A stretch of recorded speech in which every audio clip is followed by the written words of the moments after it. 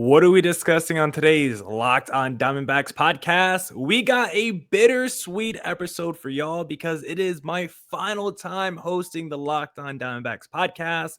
But we got the new host, Michael Ballentine, on today to do a little Q&A. Meet Michael, discuss the biggest second half storylines. Can the D-backs go on a 2-week resurgence before the MLB trade deadline? And so much more on today's Locked On Diamondbacks podcast.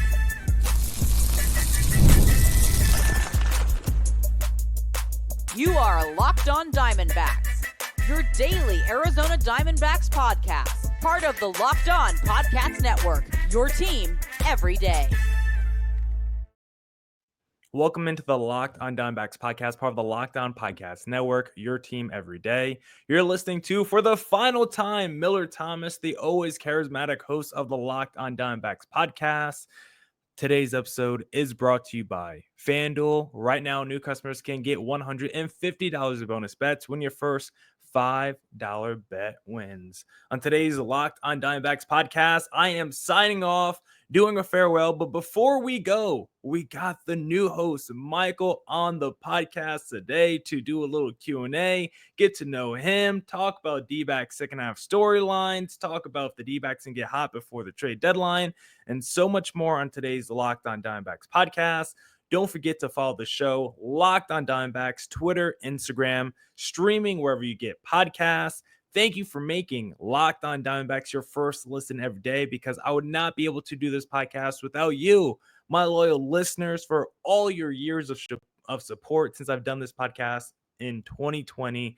January, you guys have been with me every step of the way along the journey. So thank you guys for all the years of support. Don't forget to hit subscribe to Locked On Diamondbacks on YouTube. And please follow Michael on socials as well. Michael, where can the listeners find you online? Well, of course, as you see right there at the very bottom under the name, thank you very much for the glowing introduction. I certainly appreciate it.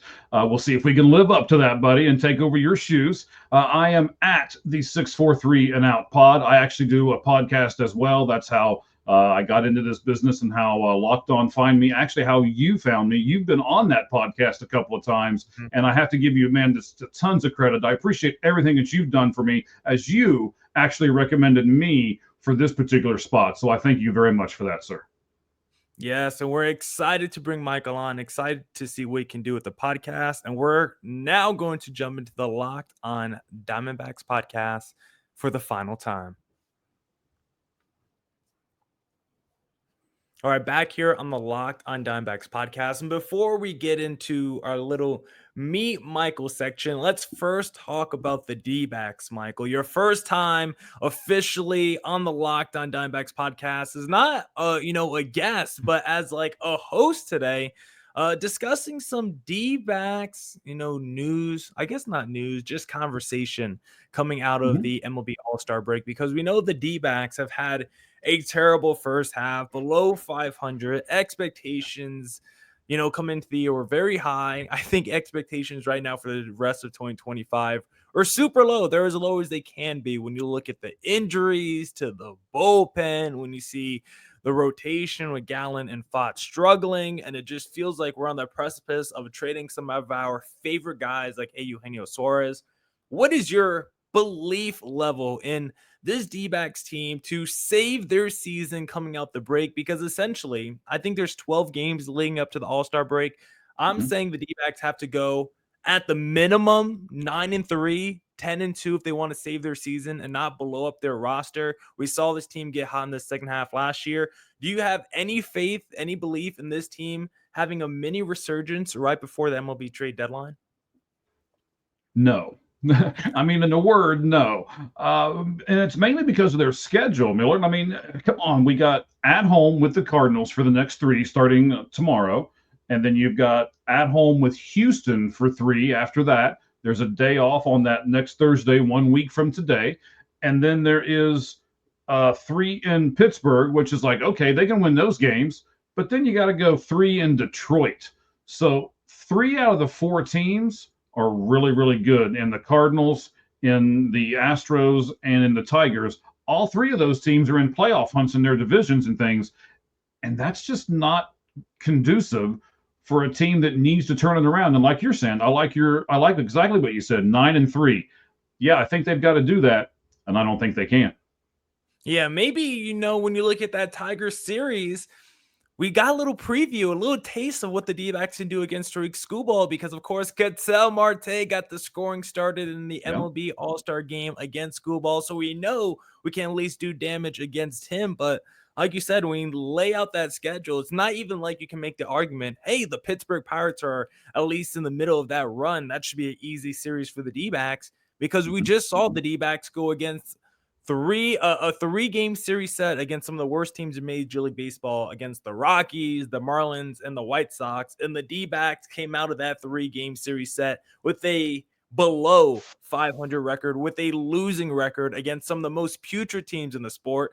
Not just this season, but in like the history of Major League Baseball. And so for the Arizona Diamondbacks for us to act like they deserve any sort of belief or faith from us, like the D-backs are at a point where they have to show us, right? We can't sit here and talk about hope and talk about the intangibles with this team. Like at some point, they just have to show us that they can go out there and win. And right now, when I look at the injuries to the bullpen and when I look at the way Torey Lovullo has handled the bullpen as well, I'm not sure we should have any faith in this D-backs team going forward, especially coming out the break. But if they are going to get hot, is going to start in this series against the St. Louis Cardinals. Right now, the D-backs don't have any starters officially tabbed for game number 1. Merrill Kelly was the last man from the rotation to start against the Angels before we get into break. So I'm very curious to see how this D-backs team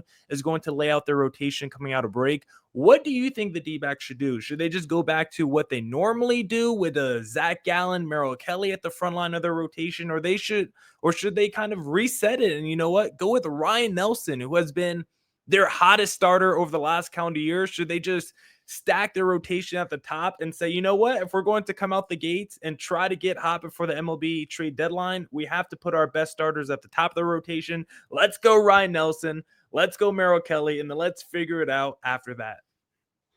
No, they can't do that.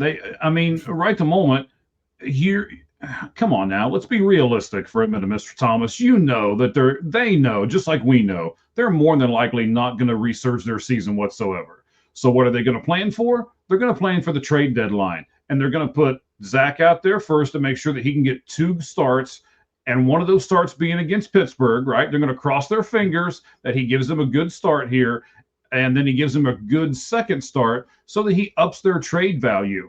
I don't necessarily think that they're going to trade both he and Kelly, so I'm not sure where Kelly's going to fit into this whole thing. And like you just said, made a very good point about it, that he did just start. He was the last one to start before the break. So I'm not sure if you want to make him 2. I would probably put Nelson in between there and go Gallen and then Nelson and then Kelly if it was me. Yeah, and for Zach Gallen, I mean, it has been such a disaster season for him, but I just know if he gets traded somewhere else, he's immediately going to bounce back and be good and be quality and be a frontline starter again for another Major League Baseball team. He's going to probably be Robbie Ray 2.0, where we look up a couple years from now, we're going to be like, oh my God, Zach Gallen's a Cy Young finalist. Why couldn't Arizona do that? Right? It's going to be so sad to see. But Merrill Kelly is someone that I want to see the D-backs keep because he is so good, but I can't imagine someone is going to pay a premium for an expiring 36-year-old pitcher. Even though he could be the number 2 starter for you on a playoff team, I don't imagine you're going to get a great return for him. So I would much rather keep him and try to re-sign him in the offseason. I don't think he's the guy that's going to break the bank either. You re-signed him recently to a pretty cheap and team-friendly deal. He's going to be even older when he hits free agency this time around. It's like, let's just bring him back instead of trading him for pennies on the dollar. Well, I'm not sure if it's going to be pennies on the dollar necessarily, because I don't know how many teams are really going to sell. There are a lot of teams, right? I mean, just look at the division that we're in. The only team that's really necessarily out is the Colorado Rockies. Even the Diamondbacks technically are still within striking distance. And I don't know how many of these teams are going to sell. So therefore, if there's only a few of them and the Diamondbacks have a ton of people they can sell that are on expiring contracts alone, then I think they can almost hold him for ransom and wait till the very last day and try to get as much as they can out of them. And that might actually be more than what you're thinking. Okay, that would be curious to see. I wonder what kind of returns they can get, especially on a guy like Eugenio Suarez. 30 plus home runs at the break. I know a team like the New York Yankees have been heavily rumored. If we could get back, they always seem to have these top prospects that falter on the major league level. I would like to get back one of those struggling. Give us the Anthony Volpe. I don't think that's possible. I'm just joking. Just a fun name to throw out there. But I would love to get back a couple of top prospects from the Yankees organization, if possible, in an Eugenio Suarez deal. Now we'll discuss some of the biggest storylines for the D-backs if they do blow it up at this year's MLB trade deadline. We'll discuss that in segment number 2. But hey, I first want to talk to you guys about FanDuel because summer sports are in full swing, and whether you're all about baseball under the lights, golf on the green, or high stakes soccer action, FanDuel is the best way to make every game even more exciting. You're already following the action. Why not make it a little bit more thrilling with FanDuel? You can get in on the game while your friends are getting sunburned at the beach. My favorite thing to do on FanDuel is the same game parlay. When I see the D-backs are playing, give me the D-backs money line. Give me Zach Gallen total over on total innings pitch, and give me Corbin Carroll over on total bases.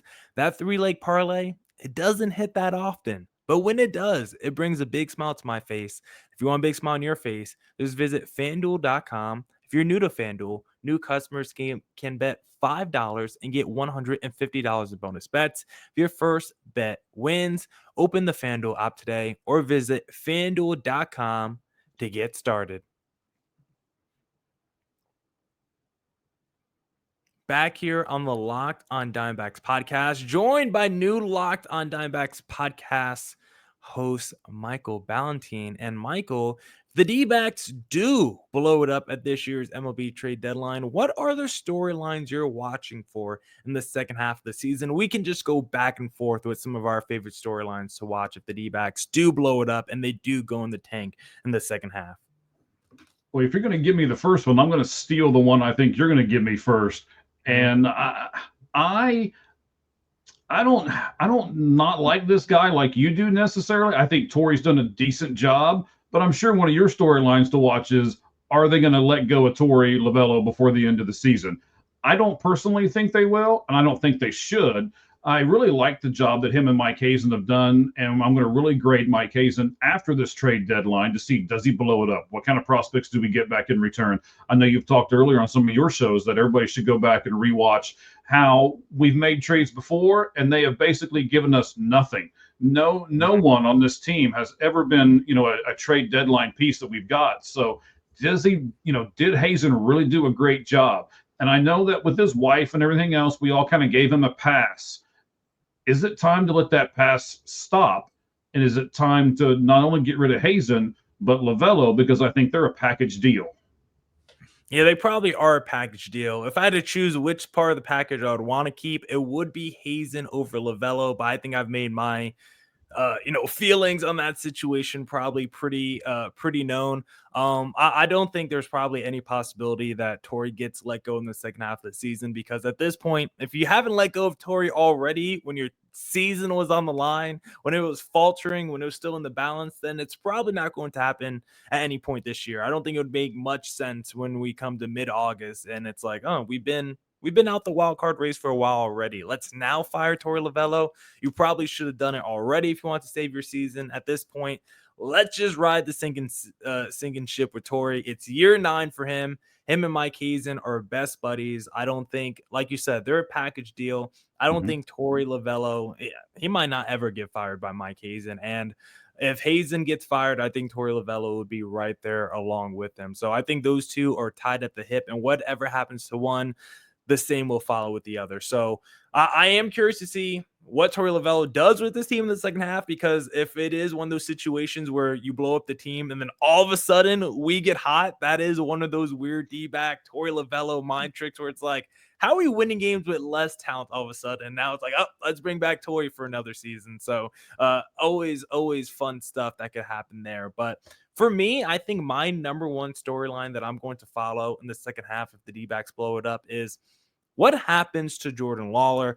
What do we do with his playing time and usage? Is he now a full-time player in the second half of the season? If there's no Josh Naylor at first base, if there's no Suarez at third base, do you now make him split time with him and Perdomo on the left side? They each play a little shortstop. They each play a little third base. Pavin Smith all of a sudden is probably playing more first base. You now may have more playing time open at your DH spot. Like, is Jordan Lawlar all of a sudden a full-time player in the second half of the season? And should he be? Because we know down in Reno, you look at his numbers in the minor leagues historically, he has crushed. He has looked like a top 10 prospect. If you ever thrown on a Reno Aces game, if you've ever gone on Baseball Reference, the stats say he's one of the best prospects in baseball. But if you never knew anything about his minor league career and only watched him as a Major League Baseball player, you'd be like, are we sure this guy deserves to be on the field? Because it has not gone pretty for him. No. I believe he's 4 for 50 in his career on the major league level. So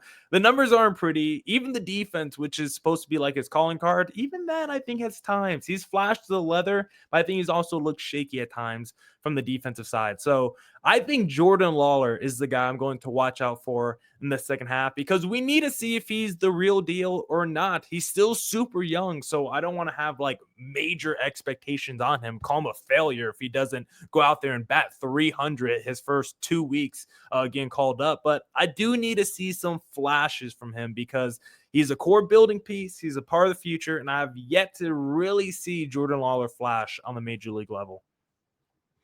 And much like you with Torey Lovello, I have made my thoughts known about Jordan Lawlar, right? I mean, you were on the show. We did this the one time, and you were all like, oh, you are nuts, right? Because I am on the trade this guy, get rid of him, and get something for him now while he's still a good prospect. Because what you said, again, is 100% right.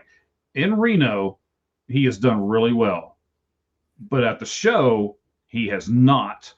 So I don't want to wait and, get this season done and he's batting, a $189 or something after the season. And then all of a sudden we're like, hey, okay, let's try to trade this guy real quick, right?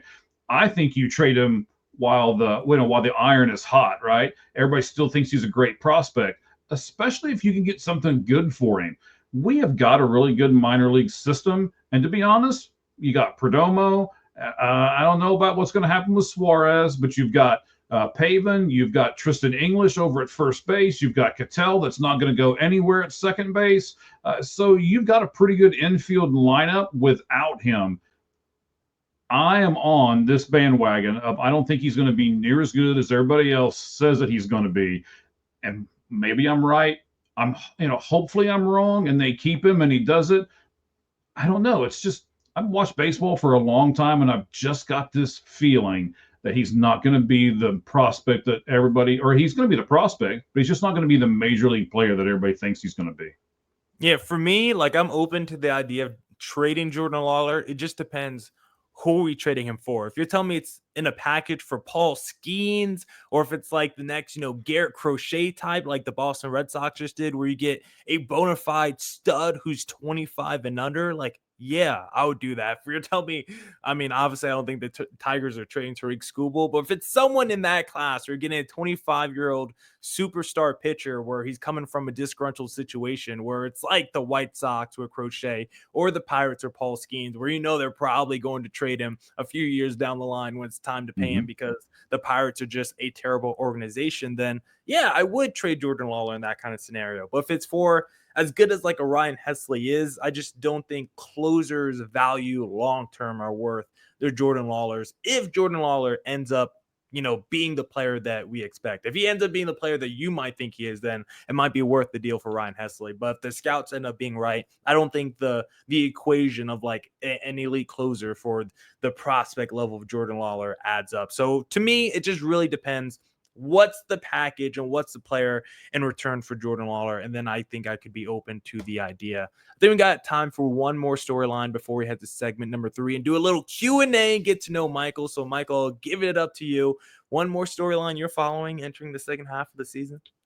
So I think they're going to blow it up. And, you've kind of agreed that we're going to blow this up. But let me give you their ending schedule. So if you look at the 8th, from the 8th of the month on, it's 3 with the Giants, 3 with the Twins, 3 more with the Giants, 3 with the Phillies, 3 with the Dodgers, 3 with the Padres. I want to see if these young guys they put out there can play spoiler and maybe knock a couple of these teams out of the progressive MLB playoffs. Even if we don't go, there's a little bit of a notch in your belt if you can knock somebody else out at the end of the season. So what do you think about that? I mean, that's always fun, especially if it's like a team that you really don't like. If it's like one of those NL West teams like the San Francisco Giants or the San Diego Mhm. Padres, I think that's always fun, especially even if it's like the Philadelphia Phillies, who are not in the NL West, but just it felt like that series in the NLCS against the Phillies a couple years ago just sparked like a mini rivalry between these two fan Yeah. bases because I don't think they ever thought a team like the D-backs was going to come into their home field in a game 7 and just wipe the smirk off everyone's face in there. So I think Philly fans internally feel something toward the D-backs for that 2023 NLCS. So I would love to see the D-backs, especially the young D-backs, play spoiler, in the final month of the season if they are truly out of it. And of course, it would be a great test to see which of your young keepers or which of your young players are keepers moving forward for this D-backs team in 2026 and probably more realistically if we want to be contenders again in 2027. Now we'll do a little get to know Michael, the new host of the Locked On Diamondbacks podcast, in segment number 3. Did Rocket Money help you find any subscriptions you forgot about or that you were paying for twice? That definitely happened to me. I had a few subscriptions that I didn't even realize I was still paying for, and Rocket Money made it so easy to track them all down. It's like having a personal assistant just for your finances. Rocket Money is a personal finance app that helps you find and cancel your unwanted subscriptions, monitors your spending, and it helps you lower your bills so you can grow your savings. It brings everything together in one place, whether it's subscriptions or your spending habits or even the goals you want to hit this year. Rocket Money has over 5 million users and has saved a total of over $500 million in canceled subscriptions, saving members up to $740 a year when using all of the app's premium features. For me, one of the best features is the subscription tracker. I've used it to cancel services I wasn't using anymore, and I've already saved a ton. Cancel your unwanted subscriptions and reach your financial goals faster with Rocket Money. Go to rocketmoney.com/lockedon today. That's rocketmoney.com/lockedon, rocketmoney.com/lockedon. Back here on the Locked On Diamondbacks podcast, and now we're going to do a little get to know your new Locked On Diamondbacks host with Michael Ballentine. Michael, I guess the first question to ask you, you touched on it a little bit before. You got your own podcast. You do it yourself. I want to talk a little bit about what you do, how you got started into this space, talk about like your podcasting career and just kind of like your roots in this industry. All right, and I appreciate you, giving me this time in order to do that, so we can communicate with a lot of the fans that are still out there. Because I know you've got a lot of great people that follow you, and hopefully they just come right over and stick here with us on Locked On. So I do my own thing. We started off as Spaces. I'm a big Twitter guy because Twitter is short and sweet, and I don't want to go through Facebook and have to listen to everybody whine and cry about everything. So I like the short and sweetness of a Twitter post. So we started off with Spaces, myself and one of the hosts that we started with. And it's basically like, okay, will people actually listen? Do people actually care about what we're talking about? So I go through and I write everything, produce it all, and do everything behind the scenes as well. Then we went to just being able to do it on Twitter through StreamYard.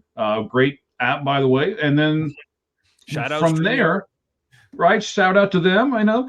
So from there, we actually started putting things up on YouTube. So I have my own YouTube thing as well. Now, it's not near as popular as you are on this particular channel, but, I got like 5 or 6 people, and most of them are family and friends that'll watch it every once in a while. So it's something that I really enjoy. Hopefully, it's something that I get better at. And as I do this with a lot of these other fans, I'm sure they're going to tell me if I'm good at it or not. No, you could tell Michael's a natural at it. That's why he was a natural fit to take over as a successor for the D-backs podcast. I've been on as a guest. You could tell he's got the chops. He knows what he's talking about. And I think it would be good because we see you with the D-backs background. You got the D-backs t-shirt on. I'll be honest. I've told the listeners a bunch. I took over the Locked On Diamondbacks podcast. I did not know a lot about the history of the D-backs. I grew up on the East Coast. I was a Red Sox fan, so I really had to get ingrained with the Arizona culture over the last few years, really learn a lot about the D-backs history and kind of teach myself on the fly. So what is your baseline when it comes to this D-backs franchise? What is your relationship with D-backs baseball in general? Why not speak to your fandom a little bit when it comes to Arizona? Okay. So I have to admit, if I turn the computer a little bit this way, you'll see Rosie Red over there in that corner. And where the Arizona Diamondbacks picture is, it's usually Mr. Redlegs because I'm a big Cincinnati guy. That's where I was raised. That's where I'm from. All the autographs and stuff behind me back there are the Cincinnati Red stuff. Everything on this side of the room over here and what's up above me over here is all Diamondback stuff. So I'm a big baseball guy itself, right?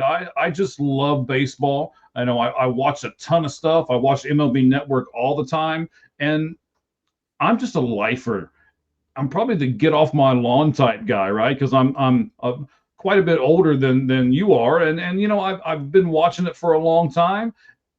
That's where I was raised, but I've been down here in Arizona now for like 15 years. So I am very integrated in this culture, and I really like this team.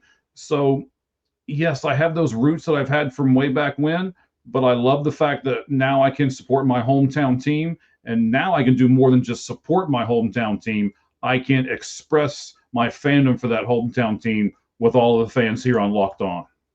Yeah, so cool. I know our boss, our channel manager, Locked On Reds host Jeff Carr, he has to be ecstatic adding another Reds fan to the network. So you guys got to do some crossovers when the D-backs play the Reds in the future. Do you currently have a favorite player on the D-backs or a favorite team from the franchise's history?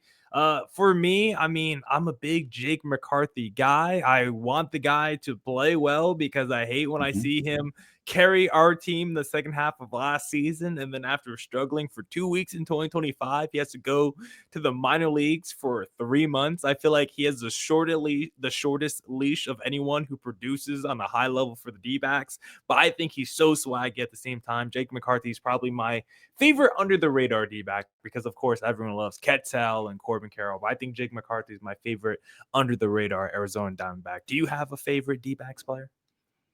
I do actually, and mine's a little bit different. I'm a big autograph guy.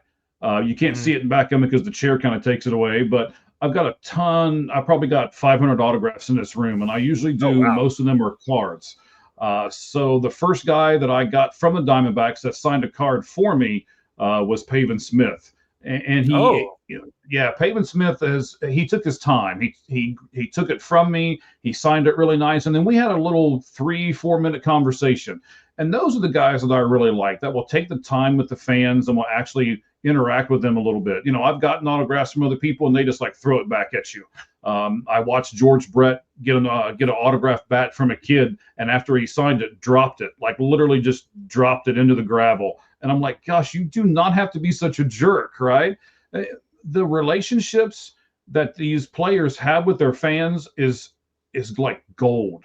We see some of the clips to where players are throwing the ball into the stands with the kid, and the kid's throwing it back, and they go back and forth like that. Those are moments that those kids will never forget. And even though I'm an old man, stuff like that, where I have a player that will autograph something for me and will say, how you doing? Thanks for coming out to the game or whatever it is, and we have a couple 3-minute conversation. Those are the guys that I will gravitate to because they seem like real people, not just players on a baseball field. Yo, Pavin Smith is a great call. He's a friend of the pod. Sometimes we're critical of Pavin Smith on the Locked On D-backs podcast. He was the first player we ever interviewed on the podcast. He was a great guest. He gave us so much time. It was during the pandemic, COVID shortened season when there was no baseball coming on. He was just on the podcast talking about his favorite things to do in the off season. I think we talked about video games and some of his favorite activities. Pavin Smith was a cool guy. And so we love Pavin Smith on the podcast, even though we're critical of him sometimes as a Major League Baseball player. One final question before we go today, Michael, and we say farewell to the Locked On Diamondbacks podcast. You're going to make me cry. You're one of us will cry at the end of this. Let's get a little spicy. Which is the team that you despise the most in Major League Baseball? This could be good content. Clip it up and post it for your first shot fired at another Locked On podcast host. Well, I mean, I think the enemy number one has got to be, you would think it's probably the Dodgers from this division, but I would say enemy number one is the Yankees all the way over there on the other side of the world. But you know what? I do not like these teams that just buy everything. Major League Baseball needs to change some of this stuff up and revamp these things. I also don't like the whole term, the small market team term. I'm sure we'll talk about that on some future podcast episodes. And I appreciate you giving me that nice little layup there, even though this isn't basketball. But, the Yankees, when they buy everything, just get on my nerves. Anybody can do that.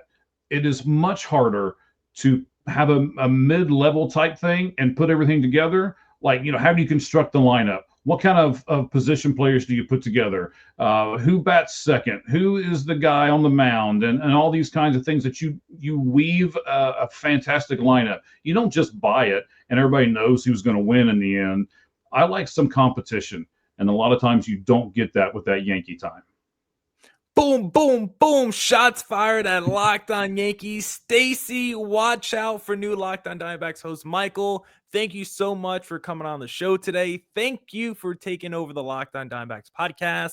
That's it for me. Thank you for the last 5.5 years. It's been a great time. It's been a great ride. I've enjoyed my journey at the Locked On Podcast Network. Come back next week for more Diamondbacks news, coverage, and insight with Michael. And as